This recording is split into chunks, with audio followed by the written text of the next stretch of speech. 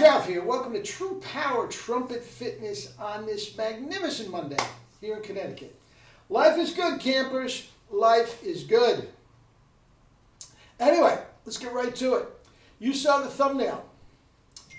High G Glissando is just killing it in California, man. You know, I'm very, very proud of all my students. And I talk about the pros and all this sort of stuff, but you know, we have comeback guys that are just having a blast playing the trumpet and getting incredible results. And I couldn't be more proud of this guy in particular. Anyway, yeah, let me honk a little bit and we will talk about Rick from California.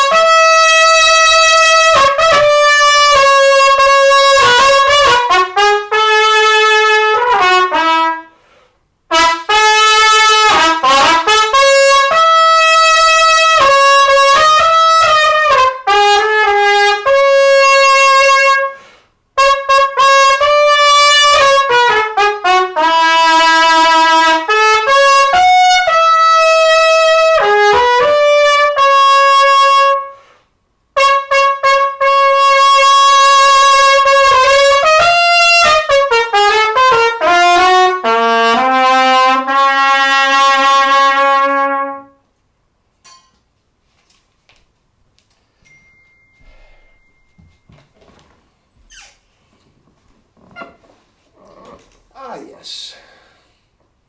Some double C's and a little caress the baby. God, I love Arvin. To each his own. Guys, you don't have to do it, but that has been the benchmark with me for years. I mean, Vacchiano started when I was 18, and here we are, 50 some odd years later. I'm still plowing through it. Anyway, yes, I have, as you know, I have students of all sizes, shapes, ages, ability levels. I have seasoned pros. I have 90-year-old guys. I have 10-year-old kids. And all of the talent is diverse and everything.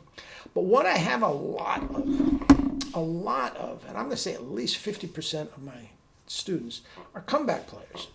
And I really relish these guys because they have gone through the trials of tribulations of, you know, middle school and high school. Guys, if I had a nickel for every time I heard some variation on this story I'm about to tell you, you know, I loved playing the trumpet, and I was pretty good in high school, and I played first in our concert band, but I never really had the chops to play, you know, lead in the jazz band, which, you know, I heard Maynard Ferguson, and I wanted to play the jazz band in college, and I could never make it because I didn't have the chop. You can't believe the variations on a theme I get of that. I mean, it's just off the charts. And every single one of them is a chops misfit. You know, I studied with this guy, and I studied with that guy, and I did this routine and this system, okay?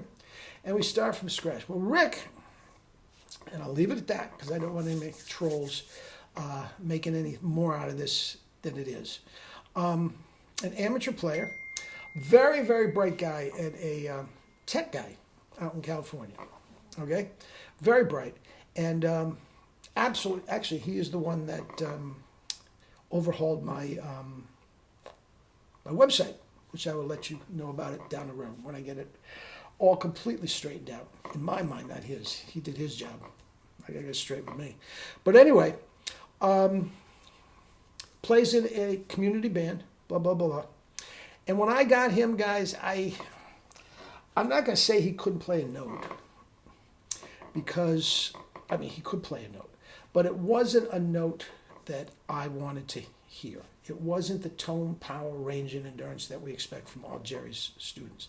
He got the 1SB, got right with it, and for the first, now we are for the next little while, we're pretty much pretty regular with the 1.2, okay? But for a while, it was, you know, lesson here, lesson there. It wasn't as regular. But couldn't get out of the staff. Couldn't get out of the staff.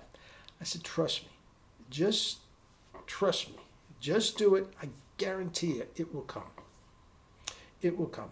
And what I said to him, which I say to all of you, once you get the high C really locked in, you just fly up to an F or a G. It's like because the high C locked in, it's all about feel.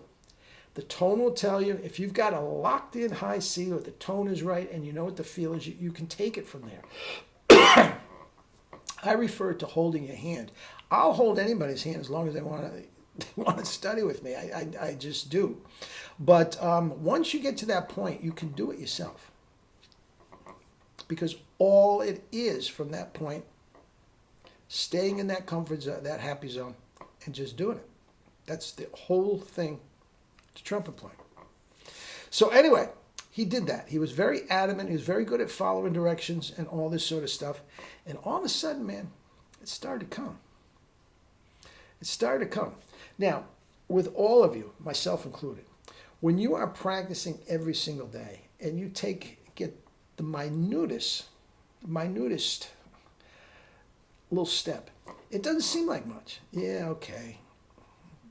Okay, the high A flat's pretty good, but you are making progress. And I have to remind Rick, especially all of them like that, it is getting better. Yeah, but listen to me. It is getting better. And that's what it was. A step, but it was very, very rarely. I don't remember any, quite frankly. Rick, if you want to comment.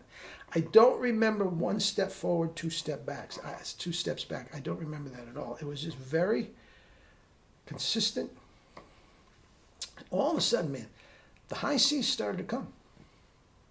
We added glissandos to his range, and starting on the G in the staff, and just using the same false fingering, da, e, da, A flat, A flat, A flat. I'm not sure if I'm singing the right pitches.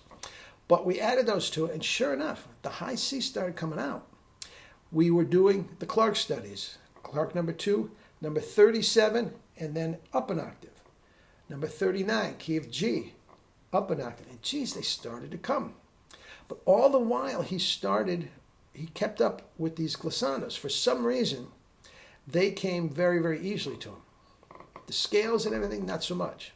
That is, again, muck from generations past that you have to get through. But,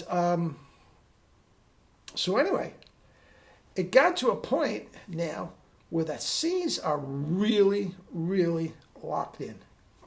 And he's got a glissando from a G to G, C to G to high, shining G. I mean, it's just, it would make Tom DeLever blush. I mean, they're really, really locked in.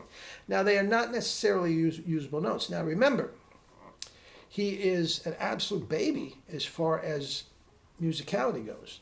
He still uses what he calls a cheat sheet with his scales, and he puts the numbers of the valves over each note and all that sort of stuff, which work good.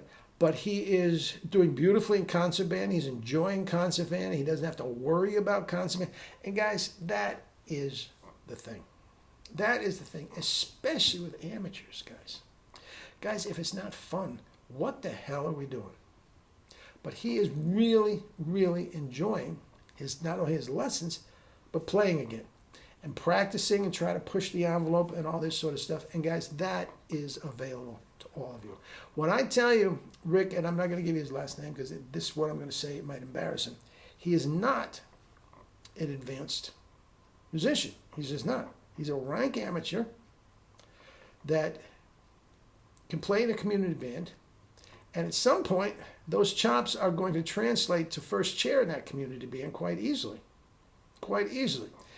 Got the 1SB right from the start, which came with a free lesson. Okay, this is kind of cool. It's different and all that sort of stuff. And again, very, very bright. Very, very bright. So I explained something to him on Monday, and we don't have to do it again. Again, there were no steps back with Rick.